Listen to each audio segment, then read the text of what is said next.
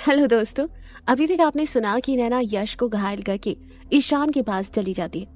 नैना को बाहर निकालने के लिए मिस्टर यश दिनेश रावत के साथ मिलकर एक प्लान बनाता है। उधर नैना अपने पापा की कंपनी के बंद होने की खबर सुनकर भागती हुई घर आती है। अब आगे रावत सदन के अंदर कदम रखते ही नैना के होश उड़ जाते। उसने देखा कि दिनेश रावत सोफे पर फैल कर बैठे और सामने टीवी चल रही है। न्यूज पर उनकी ही गुमशुदगी की खबर चल रही और उनके बगल में कला और माया खड़ी थी। नैना को सामने देखकर दिनेश रावत का चेहरा खिल उठा। वो तुरंत उठकर खड़े हो गए और कला और माया को इशारा करके कहा, तुम लोग जरा बाहर जाओ और हाँ, कंपनी जाने की जरूरत नहीं है। कला रावत अपने पति का गुस्सा जानती थी। वो पल में नाराज होती थी और पल में ठंडे हो जाते थे। इसलिए कला रावत ने बाप बेटी के बीच में आना ठीक नहीं समझा। माँ और बेटी दोनों चुपचाप वहां से उठकर ऊपर चली गईं। पापा, आप ठीक तो है ना? और ये क्या बकवास चल रही है न्यूज पर? हमारी कंपनी दिवालिया कब से हो गई? और आप तो कहीं अंडरग्राउंड हो गए थे ना? दिनेश रावत ने उसे घूरते हुए कहा, इधर आओ, यहाँ सामने खड़ी हो जाओ। नैना दौड़ती हुई अंदर आई और आकर अपने पापा के सीने से लग गई। लेकिन दिनेश रावत तरस खाने के मूड में नहीं थे। उन्होंने सिसकती हुई नैना को खुद से अलग किया और बोले, नीचे बैठो और मेरे कुछ सवालों के जवाब दो, बिल्कुल सच सच। नैना ने सवालिया निगाहों से पापा को देखा। दिनेश रावत की आंखों में दया का नामो निशान नहीं था। उन्होंने सख्ती से कहा, मैंने कहा नीचे बैठो नैना। वैसे मुझे तो तुमसे कोई उम्मीद नहीं है, लेकिन अगर मैं तुम्हारे लिए थोड़ी भी वैल्यू रखता हूं तो नीचे घुटनों के बल बैठ जाओ और मेरे सवालों के जवाब दो। नैना ने मन में सोचा, पापा बचपन में जब मुझसे कोई गलती होती थी तो मुझे यूं ही नीचे बिठाकर मुझसे सवाल जवाब किया करते थे, लेकिन आज अचानक से पापा को क्या हो गया? कहीं यश ने तो पापा को। नैना अभी इस नाराजगी की वजह जानने की कोशिश कर ही रही थी कि फिर से उसके कानों में पापा की वार्निंग सुनाई दी, नैना नीचे बैठ जाओ। नैना बिना कुछ बोले चुपचाप नीचे बैठ गई। उसकी आंखों में आंसू भरे थे। उसने पापा की आंखों में आंखें डालकर पूछा, पापा, माँ के जाने के बाद से आज तक आपने मुझे ऐसे ट्रीट नहीं किया। आज क्या हुआ? क्या कला ने आपके कान भर दिए? बोलो ना पापा। दिनेश रावत ने उसकी बात काट दी और बोले, जब अपना ही सिक्का खोटा हो तो दूसरों पर इल्जाम नहीं देते नैना। मुझे कम से कम तुमसे ये तो उम्मीद नहीं थी। नैना ने हैरानी से पूछा, आप किस बारे में बात कर रहे हैं पापा? दिनेश रावत ने एक ठंडी आह भर के बोला, तुम मुझसे इतनी बड़ी बात कैसे छुपा ले गई? नैना की धड़कनें तेज हो गई। वो डरते हुए बोली, कौन सी बात पापा? गुस्से में तमतमाते हुए उसके पापा बोले, अपनी शादी की। यश प्रताप सिंह के साथ तुम्हारी शादी हो चुकी है और तुम पीछे 2 महीने से उसके साथ उसकी हवेली में रह रही हो। नैना का कलेजा बैठ गया। आखिर वही हुआ जिस बात का डर था। यश ने सच्चाई बता दी पापा को। कहावत है कि एक सुहागन के 2 ही ठिकाने होते हैं, एक उसका ससुराल और दूसरा उसका मायका। यश को ईंट मारकर वो ससुराल छोड़ आई थी, अब लगता है मायका भी छूट जाएगा। नैना सहम कर बोली, पापा, हम दोनों मिलकर पहले कंपनी के मामले निपटा लेते, फिर मैं आपको सब कुछ एक्सप्लेन कर दूंगी। उसके बाद आपको जो ठीक लगे आप वो कर लेना। दिनेश रावत का गुस्सा अभी ठंडा नहीं हुआ था। वो बोले, हाँ, तुम्हें जो ठीक लगता है तुमने तो वो कर लिया। इतनी बड़ी बात तुम आज तक दबा कर बैठी रही। आखिर तुम मुझे अपना बाप समझती हो या नहीं? नैना आंसू पोंछते हुए बोली, पापा, हमारी शादी के बारे में यश और मुझे छोड़कर किसी और को कुछ नहीं मालूम था। आपको ये बात किसने बताई? दिनेश रावत ने जवाब दिया, खुद तुम्हारे पतिदेव मिस्टर यश प्रताप सिंह ने। हमारी कंपनी के दिवालिया होने की खबर झूठी है। तुम्हें बाहर निकालने के लिए उसी का ये प्लान था। नैना की आंखों में खून उतर आया। उसने सोचा, तो ये उसी कमीने की करतूत है। हमारे घर में फूट डालने के लिए वो अब यहाँ तक चला आया। नैना ने फिर सोचा कि वो पापा को बता दे कि वो यश को तलाक देने वाली है, लेकिन फिर उसे एहसास हुआ कि अभी अभी पापा को शादी की खबर मिली है। अब अगर मैं उन्हें डिवोर्स के बारे में बता दूंगी तो भगवान जाने क्या ही हो जाए। यही सोचकर वो चुप रह गई। इसके बाद उसने खड़े होते हुए कहा, पापा मैं सब। नीचे बैठी रहो। पापा की आवाज गुस्से से कांप रही थी। नैना वापस बैठने ही वाली थी कि तभी उस हॉल में एक रौबदार आवाज गूंजी, खड़ी हो जाओ नैना, तुम्हारे टखने में चोट लगी है। नैना पीछे मुड़ी। दिनेश रावत ने भी देखा, सामने यश प्रताप सिंह खड़ा था। बाहर मेन गेट के पास उसके बॉडीगार्ड्स बंदूक लिए खड़े थे।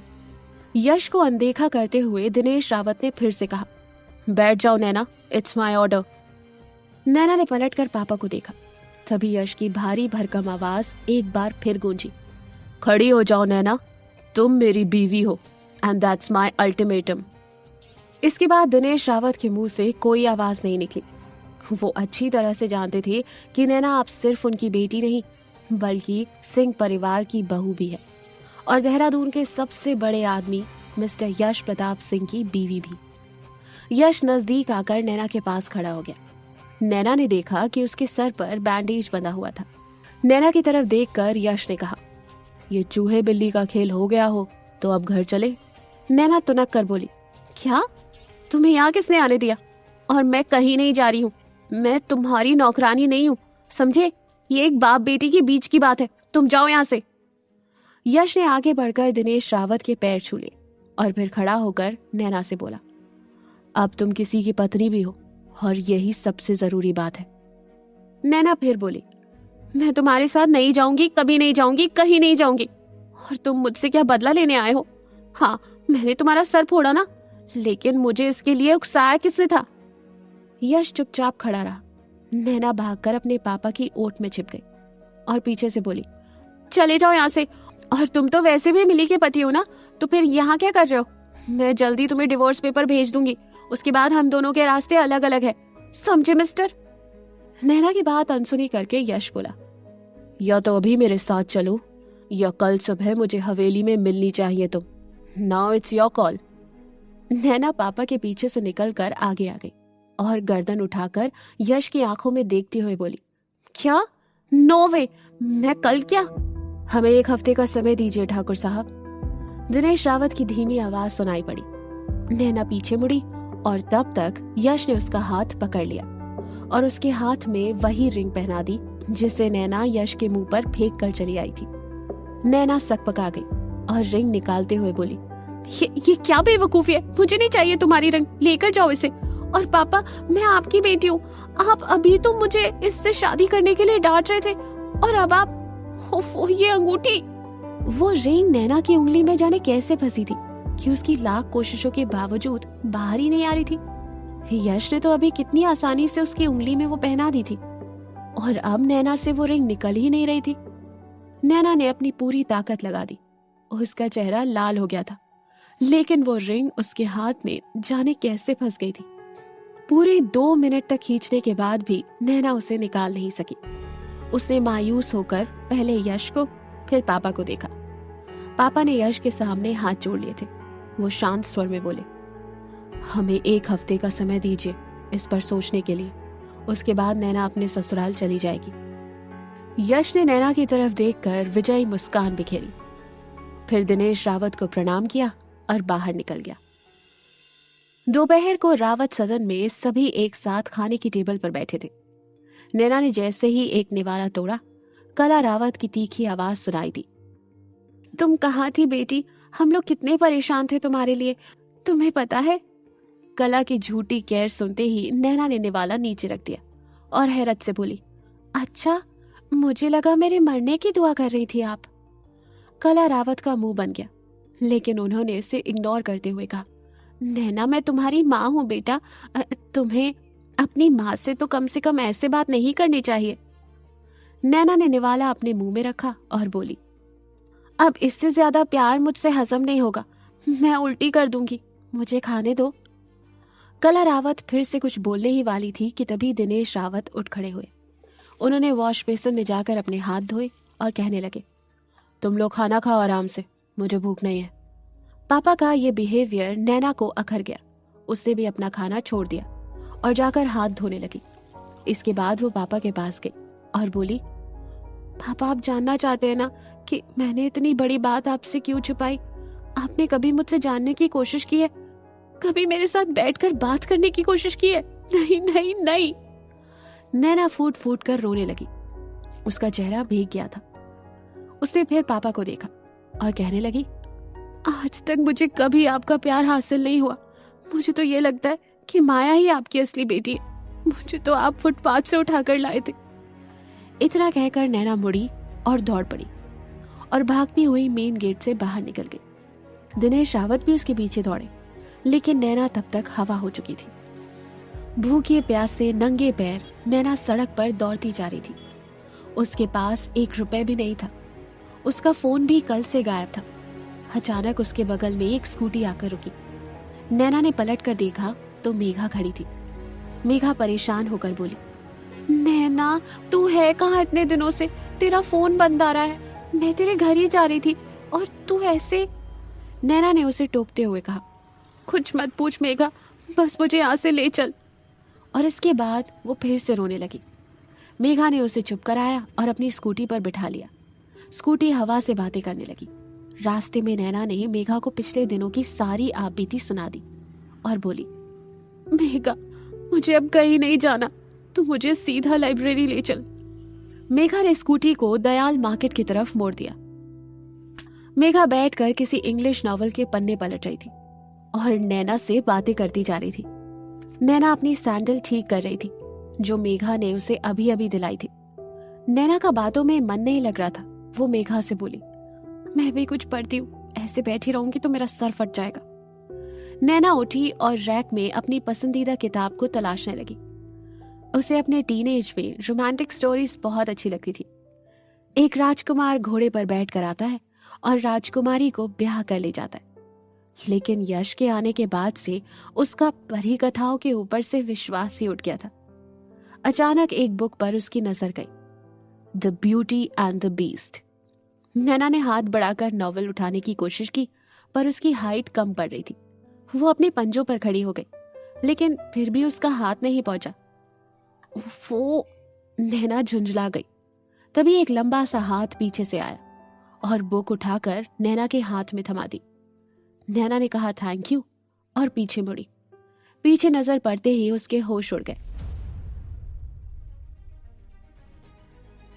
आखिर कौन खड़ा था नैना के पीछे? क्या कोई नैना पर नजर रख रहा है या कोई उसकी जान का दुश्मन है? क्या 1 हफ्ते की टाइम लिमिट पूरी होने के बाद नैना वापस यश के पास चली जाएगी? जानने के लिए सुनते रहिए पॉकेट एफएम, आपकी आरजे प्रिया के साथ।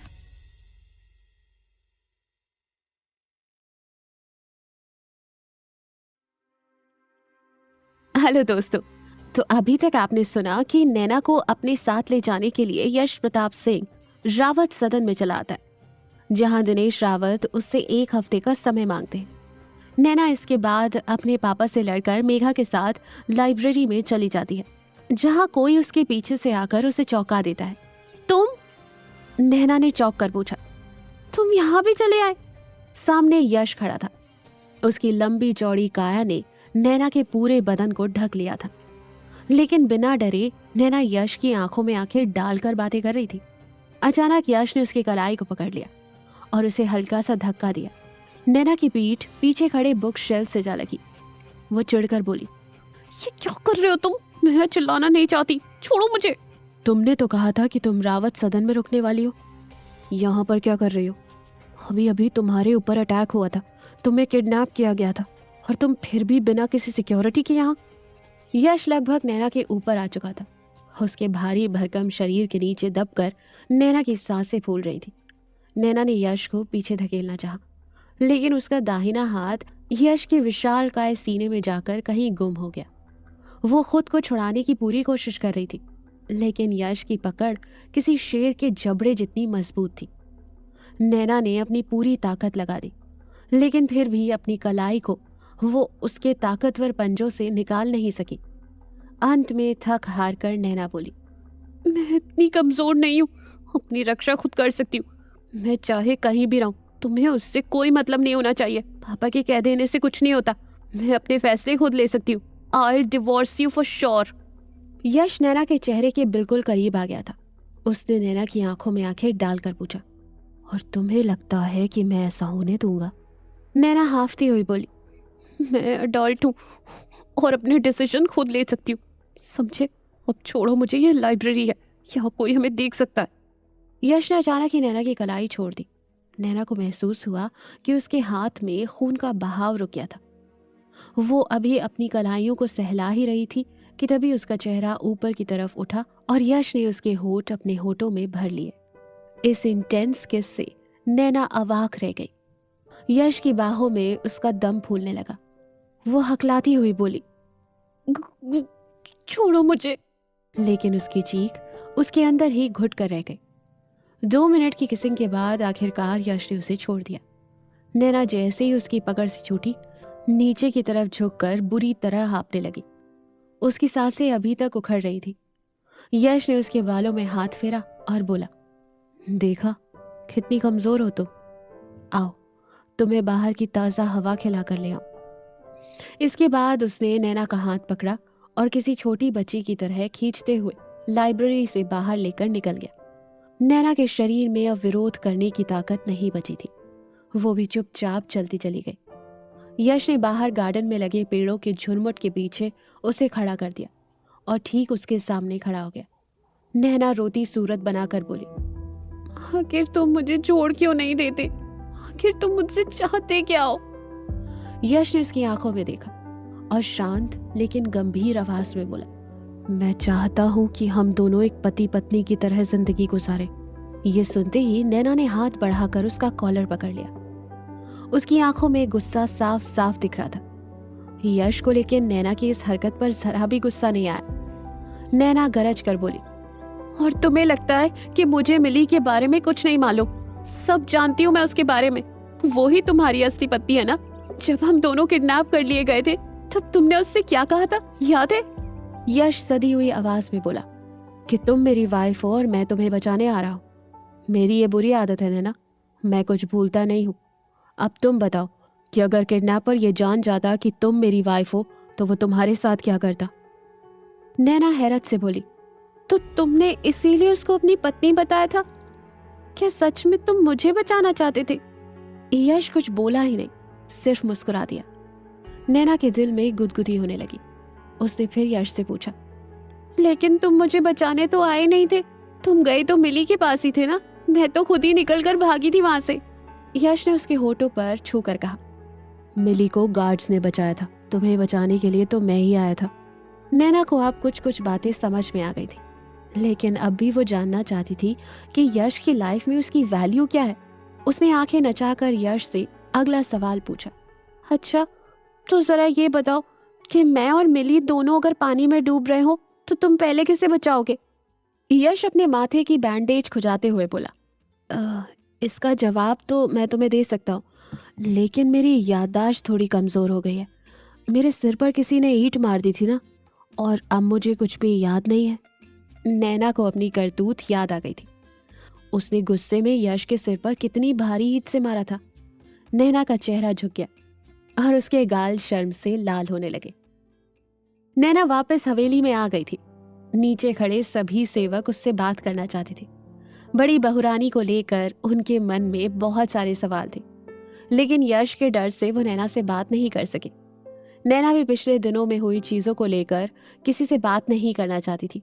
वो चुपचाप सिर झुकाकर ऊपर अपने कमरे में चली गई।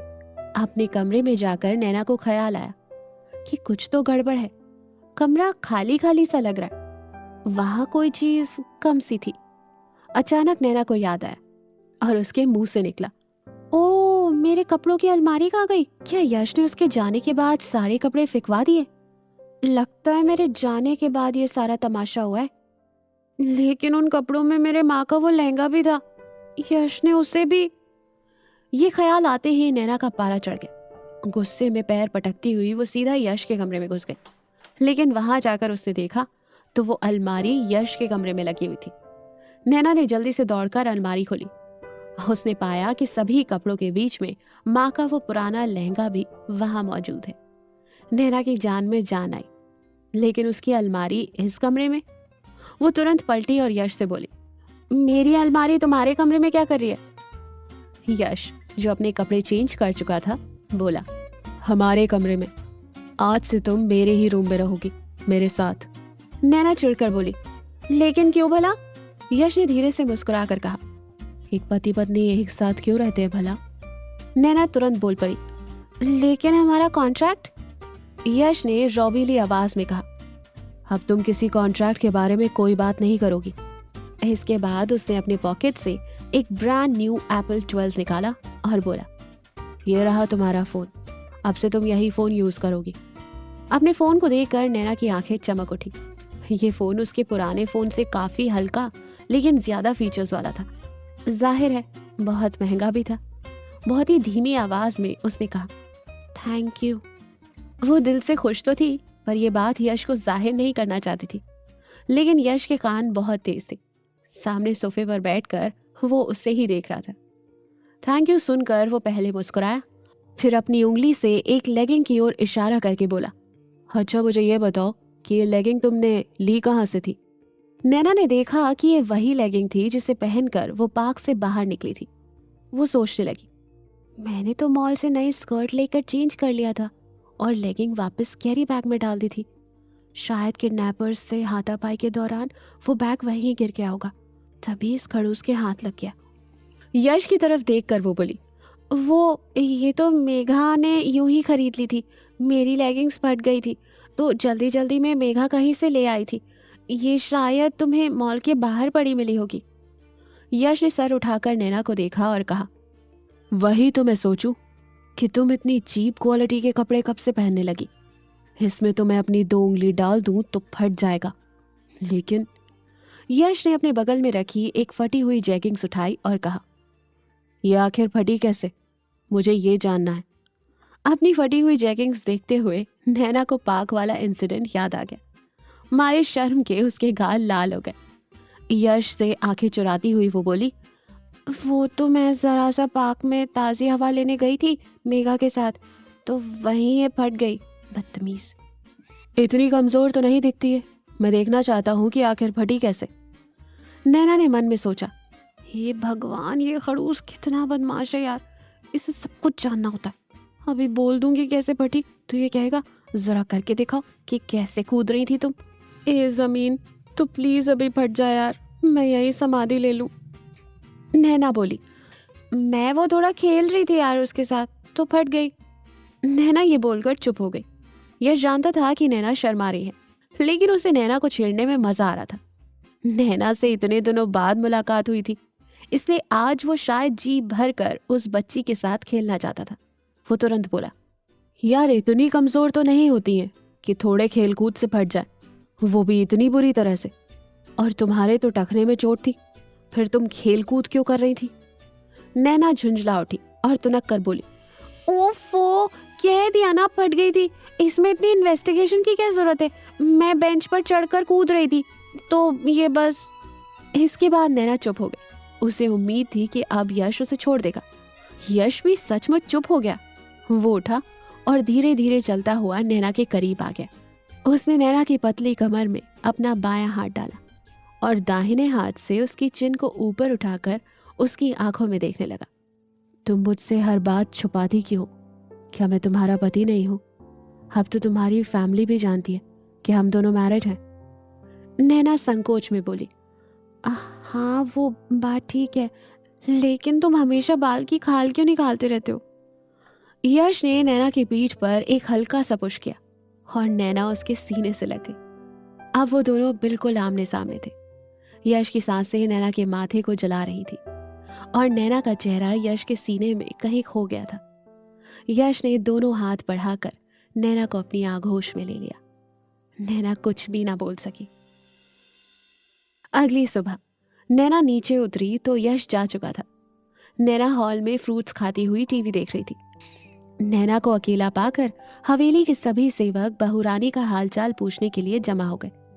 नैना कभी हंसकर कभी उदास होकर अपनी आप बीती बताती रही। उसने इसके बाद सबके हालचाल भी पूछे। तभी सौम्या वहां आई और उसने बाकी सभी लोगों को डांट कर वहां से हटा दिया। सौम्या ने बहुत तमीज से नैना से पूछा, आप लंच भी करेंगी बहुरानी? आपने कल रात को ठीक से खाना नहीं खाया, आपको भूख लगी होगी। नैना ने हाँ में सिर हिला दिया।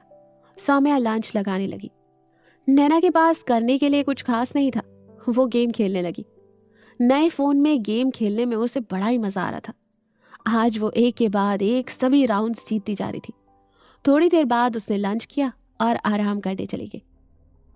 हवेली के गेट पर आकर एक रोल्स रॉयस खड़ी हुई और यश नीचे उतरा। तभी एक पागल सी दिखने वाली लड़की दौड़कर यश के पैरों से लिपट गई। वो रोती हुई बोली, यश, तुम ऐसा क्यों कर रहे हो मेरे साथ? आखिर कौन है ये लड़की? क्या रिश्ता है उसका यश के साथ?